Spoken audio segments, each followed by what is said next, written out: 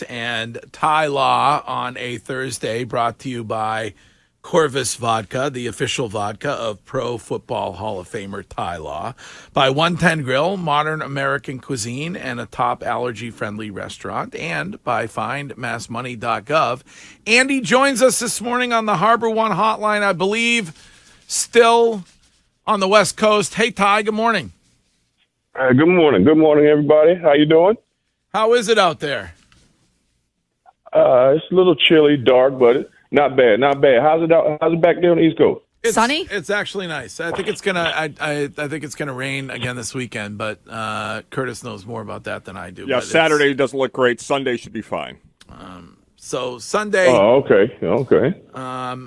Sunday, big one, obviously, for the New England Patriots. Wiggy earlier said that should you go 0-3, all kinds of things start happening. And he thinks that if they don't win this, it's early, obviously, but he believes if they don't win this game, then trading Mac is put on the table. And what else did you say earlier? Well, you said potentially could Bill be fired, at the end of the season? Yeah. Because things can really spiral out of You know that ain't happening. I know they ain't firing Bill. Bill Belichick. Hey, listen, I know they ain't firing Bill. I know they ain't firing Bill, but there are other people that believe his job's on the line. But I do believe if it goes downhill that trading Mac could be a real possibility. You don't think so? I don't think they're going to trade back either. I mean, we're trading for what and for who? I know. I say this every time Wiggy and Shine. Well, you get draft picks. You get draft draft picks because if your team goes 5-11, now you're going to be in the top 5. So you could say, oh, we could go after one of those quarterbacks in Shador, Drake May, or Caleb Williams, or maybe we can go after Marvin Harrison. Are there any backups right now available that you would trade Mac for that could be better than Mac? No, it's not about the guy being better than Mac. It's about that your season's going nowhere. Are you going to pay Mac $25 or $26 million? I'm not. No.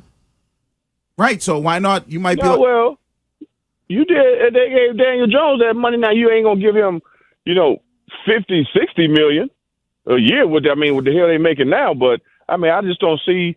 I don't see them, trading him, at this point because you still want to be somewhat competitive. I don't think you're going to tank the season.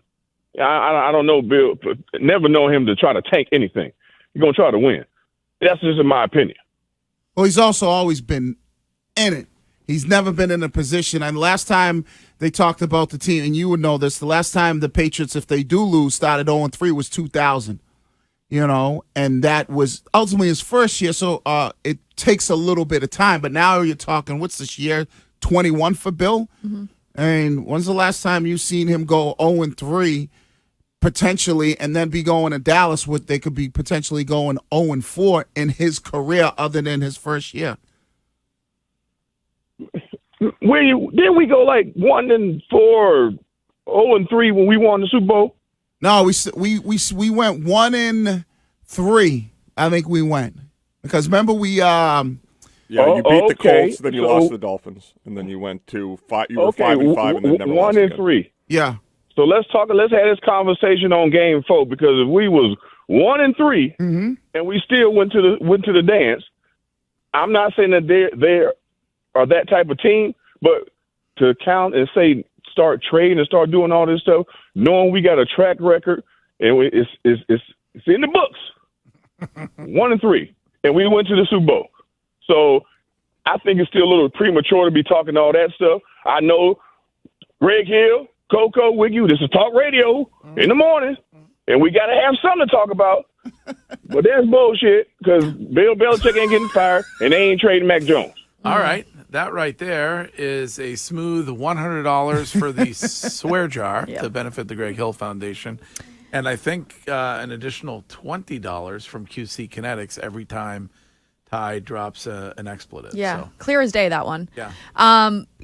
Ty, when you look towards this weekend, though, something we've been talking about is obviously the Jets' offense looks a lot different with Aaron Rodgers being out, but the defense still looks pretty good. And Sauce Gardner was talking about how he doesn't see the Patriots' offense being that complex. I mean, he said that they do a good job with what they do, but it's a simple offense. Do you think that he's worried about Mac Jones in this offense at all, or do you think that the Patriots offense should be much more worried about him and what their defense could do?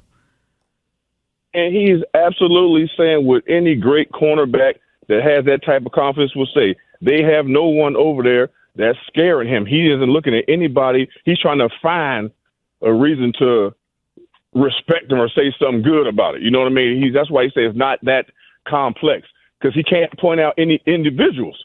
Sauce Gardner, he feels like he's head and heels above everyone that they have on their offense. That's how he feels. So he's just trying to give you the politically correct answer to whatever question he was asked. But ain't nobody scaring him. He's going to go out there. He's waiting to sit on every route, Wiggy. I'm trying to tell you right now, he's going to sit on every damn route until somebody beat him. And that's what you do. And they don't have anybody that's going to go over the top to make him think about not sitting. That is the problem, and I think that's what they need. Somebody on the offense, a receiver in particular, that can get downfield, at least make you a little bit nervous that you're going to try to hit him for the big one.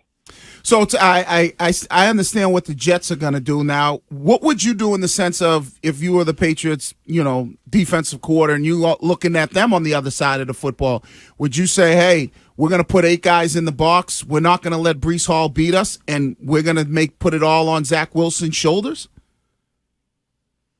Absolutely. I mean, you double up whoever you got to double up, but absolutely you go at Zach Wilson. I mean, he hasn't proven anything. That's why I think that they have a legitimate chance to come out on top on this one because of their quarterback. I think that the Patriots defense is better than the Jets offense all day. And because of that quarterback situation, if you don't take Bill Belichick, if I know anything about him, he's going to take advantage of that. He's going to make the quarterback try to beat him. Do you expect to see Bill put Pop Douglas back in this weekend? Who? Pop Douglas, he got taken out. The dude who fumbled the football, Yeah. the rookie wide receiver. Then they didn't put him back in on offense for the rest of the game. See, hey man, hey guys, y'all, you got to say some Coco that right there. Pop Douglas, man, you got to. If he fumbled and he ain't earned the right yet, you just wait till Bill Belichick, put him back in there. You know what I mean? That's why I said who. You ain't made a name. You ain't made enough name for yourself yet to make those kind of mistakes. So you think he sits out again? He gets taken out again? He said he gonna sit his ass down till Bill Belichick good and ready. Oh, talking about Pop Douglas. Who's that? So, Ty, I guess this is because we've been arguing about this thing, or not arguing, but kind of discussing it back and forth. And I've always said with younger players, when they make mistakes, it seems like with Bill, that he puts them on a real short leash, and then he ultimately puts them kind of in the doghouse because it's maybe he's a little bit nervous that this guy's not ready for the big lights and doesn't know how to overcome that. Have you ever been in, well, maybe not you personally, but have you seen Bill do that to certain players? And why do you think he sits the younger guys, and kind of puts them on ice when they do make mistakes? Well, that's Bill Belichick's way of putting you on punishment. Obviously, you ain't out there for a reason with the first bunch of us. So when you do get out there, you're expected to do your job. And if you can't do your job and you get thrown into the fire and can't hold up, I got to pull you. So that's why when you get out there as a young athlete in a Bill Belichick team system, he's going to give you the opportunity. And if you only get 3 or 4 plays, you better make 3 of those 4 plays count. It's unfortunate. That's how he operates.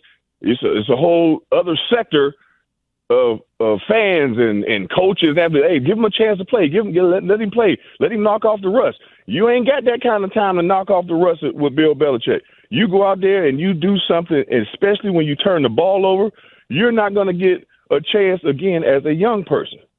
That's just how he operates. So, I mean, I don't know if it's to light a fire up under you, but that is how he operates, and that's how it's always been. So young draftees, young people, if you come into the Bill Belichick system, if you get drafted by New England and you get an opportunity and you blow it, 5th, 6th round guys, damn it, you might not get an opportunity again for a long time. You give a little leeway on the first round, second round guys, but those guys hanging on by a thread that's there for a cup of coffee and was there to basically they brought you in to practice and you end up making the team. Damn it, you better make it count. Ty Law's our guest, and Ty brought to you by Drains by James, Eastern Mass's choice when it comes to drain cleaning and pipelining. They give a poop about your pipes. Let me ask you about a guy whose name you do know, and that is Justin Fields, who stepped up to the podium yesterday and essentially was blaming the coaches for his poor performance of late. What do you think about that, Ty? I think that is that's oh man, now you poking the bear, for the Bears, you poking the bear because Justin Fields, they give you every opportunity to go out there and play you for your franchise and to start pointing fingers at the quarterback. I mean, at the coaches. That is not a good look, and that's a recipe for disaster. So if anybody had the opportunity to go out there and play and start and figure it out, it's been Justin Fields. And I'm not saying this because he's an Ohio State guy either. You know what I mean? I can say a lot more things because of that. But I'm just talking about, you cannot do that because now you're going to, you're going to separate the locker room. You're the quarterback. You're going to, and then you're not Michael Jordan. You're not LeBron James. You can't go in there and start saying that and things going to happen. They might end up they might look at you. They put on your film, and they going to get rid of you for talking that craziness. You know what I mean? So you don't have that type of leverage power to say anything like that. And, if anybody going to be on the trade deadline, it's going to be him talking and playing like that. Well, Ty, here's the situation because Greg didn't give it to you the right way. Let's say you played for a buffoon coach, and that coach said, you know what we're going to do with you, Ty? We're just going to play you 7 yards off the ball, and you're going to play cover 3 all game long because they're not putting him in the best position to succeed. Ty just told you he wouldn't say it publicly about the coach. Ty, and after a while, they're questioning you, hey, what's going on? What's going on? And you're not going to get to a point as somebody who's been frustrated of them not utilizing you right and saying, well, they should be playing me man-to-man rather than have me 8 yards off the ball and playing 3 deep zone all game long. And when you put it in that perspective, that's when you take it upon yourself as a quarterback, because this is what I would do in that situation. If you're going to keep playing me off, because I've been there. It has happened. You could probably ask Coach Belichick next time he's on the show. He say, play this, play. I don't like it. Damn it, I'm going to play bump. I'm going to figure this out from up here. That's what I'm going to do. You're not putting me on the wrong end of the highlights, Bill. Hell no, I ain't doing that. I'm going to be on the wrong end of the highlights on ESPN. The next day I got to look at this shit all week. No, that ain't happening. I deal with you when I come back on the sideline. Right, you know what I mean? So, but as a quarterback, you have to go out there and say, you know what? This is what you call this. Hey, I don't know what the hell you just said in the helmet. I'm gonna call this. I will blame it on the technology in the helmet. I ain't calling this right now. I'm trying to go out here and win, and you deal with the consequences later. That's what I would do if it's getting like that. You are the quarterback. Ty keeping it a buck, huh? Hey, you want to play zone? Go ahead. The rest of you guys play zone. I'm playing, man. It was more though with but that's what I'm gonna do. With Justin Fields, he was asked about playing robotic. Right. That was the issue. Is like, why are you playing so robotic? And that's when he says, coaches. But he made it seem like the coaches were, having him do things that he didn't feel comfortable doing. Like Ty says, well, Justin's got to be like, hey, the headset is broken. Let's go. I'm running quarterback option. Mm-hmm. Yeah, absolutely. You got to do something, to help your team win. And guess what? When you step up as a quarterback and you do that, guess what? Your team is going to rally around you too, because at the end of the day, the guys are out there playing for each other. This is your teammate. Half the guys, not saying half the guys don't give a damn about what coach is talking about, because, hey, a coach can't come out here and help us other than playing the call. Then we got to play. So if Justin Fields was to go out there and do something on his own, and it got to work out now. You can't sit there and do that and it don't work. See, that's a whole nother conversation. But if you go out there and say, you know what, I'm about to take off and run, or I'm going audible, and it works, and the guys know that you did it, what is that going to do for his teammates, his offense? Everyone on the sideline, they're gonna rally around him and want to play for him. But if you want to say it's being robotic because of what the coach is calling, damn it, you're going to be on your way out of it. You better make a change. Yeah, well, I guess maybe Max probably did that last year to change the calls at the line of scrimmage. And guess what? Wouldn't nobody have been mad at him because he didn't have a true offensive coordinator? Wouldn't nobody have been mad at him? Now, like I said, it still has to work out, and I'm not saying don't listen to your coaches. I'm not saying any of that. But at some point, whether it's Tom Brady, Peyton Manning, or the guy that just got, I don't care if it's Brock Purdy, you just got on. He ain't got that kind of that leverage or whatever. You know what I mean? He don't got the $200-300 million contract. A quarterback is going to have to take it in his own hands at some point and go against the grain. Plain and simple. I think we all done it as athletes. You're supposed to play this technique. This is what they want you to do. But you know what? This ain't working. I'm a professional athlete. I'm going to do this one. As long as it's in the same, context, if it's not going to kill the team, you know what I mean? This is what I'm going to do. And I think Mac Jones need to do that. Any young quarterback that's having problems, go back to what you do. I'm looking at Bryce Young down there. I'm like, you know what? He's going to be all right, but he needs some help. Damn it. If you can't get no help on the offensive line, you better help yourself. You better run that damn thing. All right. Question for Ty Law from the professor. Can't wait for this one. Thanks, Greg. Ty, after seeing last week's defensive matchup against Miami, do you expect a lot of, cover zero blitz this week, really load the box, try and stop the run, and force Zach Wilson to beat you? Because I feel like, you can kind of take that trade-off right now. You can load up in the box, stop the run, really get after Zach Wilson, and let Christian Gonzalez try and, win on an island against a guy like Garrett Wilson. Oh, I want to see that matchup, and I think because of their quarterback situation, you have to do it. And now that you got a young guy that he's about to be the next one up. He is the next one up, and he's showing signs of early greatness, or somebody that's going to be there for a long time and give you a lot of great production. So I would absolutely go after Wilson on Wilson. That's the only way they have a chance to win. Let's put Christian Gonzalez over there and say, let's play one-on-one. Let's go. And that's going to show you who he is. And if he does that, we definitely going to anoint him next week. He's anointed. If he go out there and do what he's supposed to do one-on-one against Garrett Wilson, hey, man, that boy can play. So I love it. But will Bill Belichick do it? Will Bill Belichick move him from left to right and go to whoever the best receiver is, as he's going to follow him all over the field? That's when you know that Bill Belichick has trusted him when he makes you follow him, not just staying left to right. That's when we're going to know what Coach Belichick thinks about it. All right, Ty. So just to be clear, what we learned this morning is that when Mac Jones says, Wiggy, I want to be coached harder, he's a petulant tennis brat.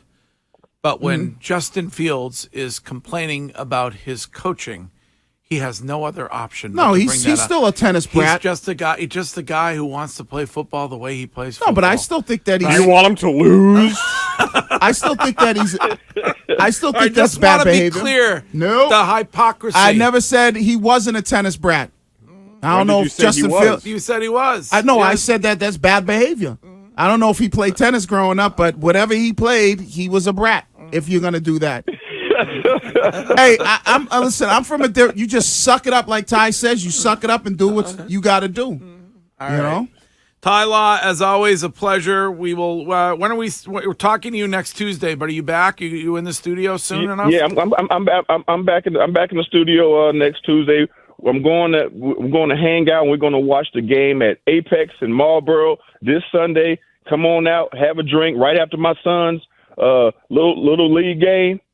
And we winning over there, Wiggy. All right. I'm just letting you know. You got to step up. My son, they winning over there now. They ain't but 8 years old, but they winning. All right, we'll take You them. step your win game up, man. But y'all gonna come over. Look, everybody, come to Apex Entertainment and watch the game. We're gonna have a little watch party. We're gonna drink some Corvus. We're gonna have a good time. I'll tell you one thing. If Wiggy goes 0-3 after this week against Lincoln Sudbury, he's going to schedule a game with your 8-year-olds. Hey, if we go 0-3, everything's on the table. I bring the kids up. Y'all can put up a homecoming, Wiggy. We got, just don't hit them hard. Hey, everything's on the table. We go 0-3. All right, Ty. Thank you. We'll talk to you soon. All right, thanks, guys.